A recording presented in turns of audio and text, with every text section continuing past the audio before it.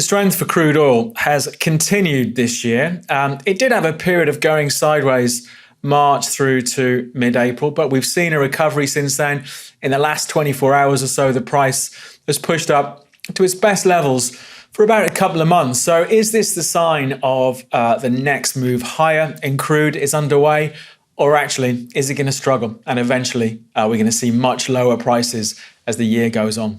I thought it was time for another update on crude oil. We had some fairly boring flat trading from mid-March through to the middle of April. So about a month, you can see it was just flip-flopping around between $58 and $62 a barrel. But in the last, 24 hours or so, it's traded up as high as 66.70, so back to the best levels not seen really since early March. And I wonder, is this a move that's going to take out those previous highs and we're going to see $70 a barrel of crude? So I thought we'll look at it in a bit more detail. So as usual, I'll talk about what's been driving it, what to look out for, then we'll come back and see if we can do a trade. I do have some trades on at the moment.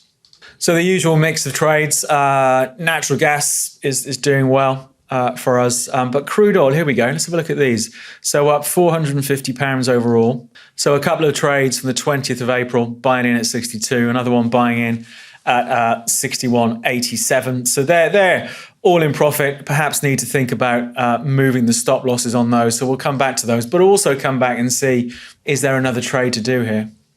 Hello, I'm David Jones from Capital.com, and I thought we'd do an update on crude oil. It's had a good run over the last few days. So I thought, let's take a look at it, see could it go much higher and what to watch out for during May and see if there's a trade. So as usual, during this video, I'll talk a bit about why we've seen oil moving the last couple of weeks. We'll look at the levels, then we'll jump back onto the platform, take a look at things in more detail and see if there's another trade to do for crude oil.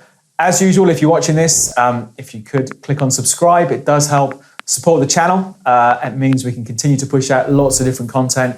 And of course, every Friday at 2:30 UK time in the afternoon, we do live streams. If you're subscribed with the alarm bell notification pushed, you get a notification off YouTube just as we're about to go live. Okay, let's get into it and let's take a look at crude oil in a bit more detail. So although the market had lost a bit of momentum during March, it's picked up again since then. And at the time of recording, we are, just over 4 months into the year. The price of crude oil is up 35% year to date. So continuing the recovery that's been in place since the lows we saw in April of last year. There has been some volatility along the way, of course. When we saw, for example, continental Europe go back into lockdown, various countries like France and Germany, there was a concern about the coronavirus, the third wave, so-called third wave of the virus, how that would impact on global demand for energy. So we did see, understandably, some caution come back to the oil market in recent months.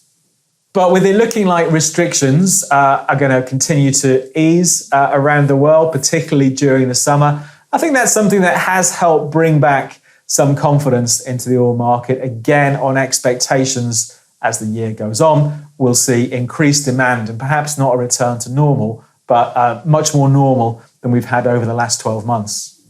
And it is a bit of a tug of war at the moment between how much demand we think there's going to be for oil. Because of course, there are still rising coronavirus infections in major crude oil importers such as India. So I think this watching eye on the economy and how things unfold is going to be critical to the price of oil in the months to come. This week, we've had crude oil inventories out. They come out every week. It's basically a number giving us the amount of stockpiled crude oil in the US. This was expected to fall by 2.3 million barrels. It actually fell more than that. It fell by 8 million. Now, traditionally, that would give the oil price a lift, but perhaps we saw something of a cautious reaction to these inventories because the market had moved so far already. The big risk for the oil market is what we've been talking about all year. It's up by more than a third this year, the price of oil. The risk is that the market has overestimated the strength of the global economic recovery for the rest of this year, and that could hit the oil price. Saying all that, it still looks strong. So let's look at the levels, then we'll jump back onto the platform and see if there's a trade to do.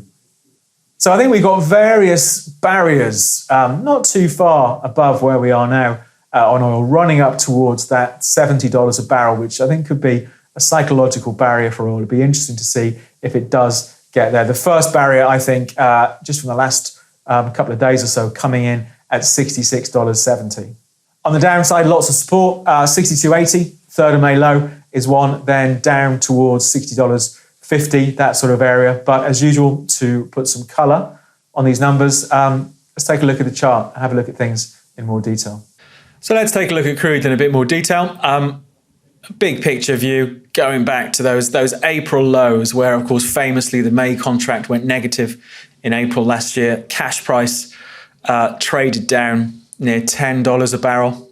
The big uptrend looks like this off the April lows. So we're 13 months into this now. That trend line's coming in around $57.5 a barrel, something like that. I've put a 20-day moving average on here, classic trend following system. It did a pretty good job in this patch here from November through to March of almost acting as like floating support. And it's done a similar job, I suppose, over the last couple of weeks. So that moving average at the moment coming in around $63 a barrel. Let's take a look at the RSI. So as usual, 10-day RSI, not surprisingly, has sort of blipped near overbought over the last week or so as the market has had a little push higher. Last time it went oversold was just down here in March when it was banging around and sort of trading down to 57, then bouncing back up. But as usual, I'm more concerned with the price action. I think we need to look at a shorter term chart here. But for me, taking a medium term view on this, even if oil got knocked back to $57 again, it still looks like a buy. I think for me, it's only if it breaks 57 that we have to worry about this 12-month trend running out of steam. So I suppose in the short term, the target would be, we're not a million miles from it, a run back up near $68, the March the 8th highs. After that, we're probably looking at 70, I think, is a psychological level. If we got up to there, it would put it at its best levels in almost, 2.5 years, October 2018. But let's zoom in on the short term and see if there's a trade here. So this was this period from March through to middle of April where it went sideways. Then it broke out, pulled back, and we've got to move on again. We've got a new trend going on. So I suppose we could pick up on a trend looking something like that since the 5th of April.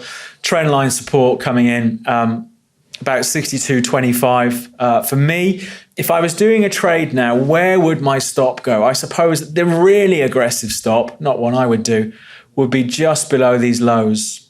About 64.90, basically about 13 cents away from where the market is now. Far too tight a stop for me. Could look at these this little pause on the way up around $64. But what I probably want to do is put a stop loss the other side of 62.80. I think if we start breaking back below there, it does look like this trend is in trouble. So I think the trade I'm going to do, perhaps we see it under a little bit of pressure for now. So I am going to go with a stop loss at 62.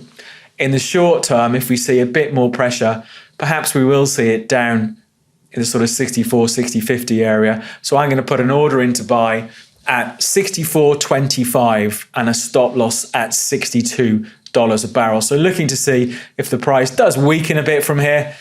Maybe I get filled a bit lower down and then we have stability come back into the market. We'll see how it works out.